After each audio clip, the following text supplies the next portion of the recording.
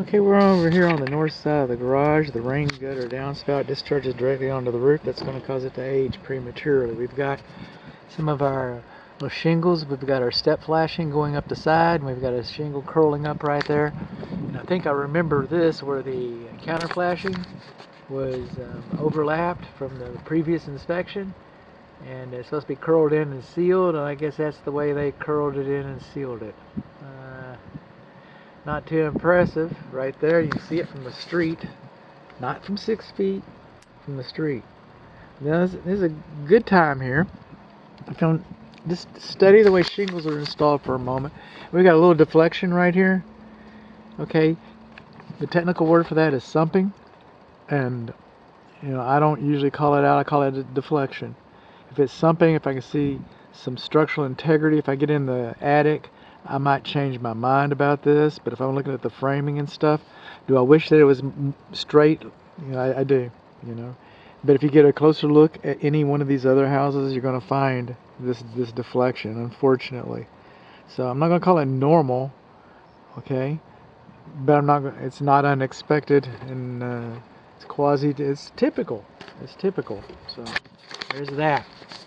So coming on down here, now on our flashing again, you see we got a little bit of a gap right there, and then we got some gaps over there. I'm going to get closer into that, so that's going to be another video. So we're going to get back away from that because I'm doing my roofing lesson, remember?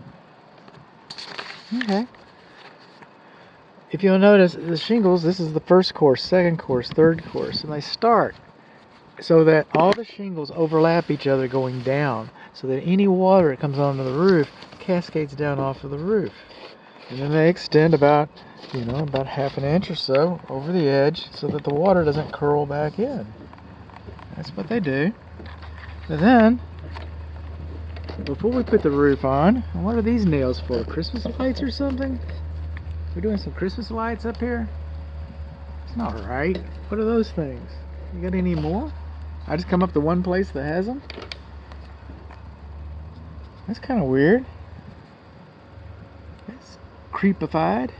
Huh. Okay. So underneath these shingles that lap over one another so that water cascades down is an underlayment. And it's put on the same way. First sheet is on the bottom, then they overlap. So any water that gets through these shingles goes to the underlayment and comes down towards the edge. Then in turn, the underlayment overlaps the drip edge flashing.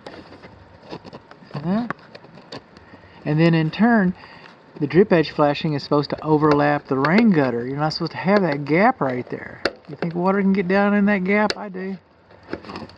This drip edge is supposed to lap over the back of the rain gutter.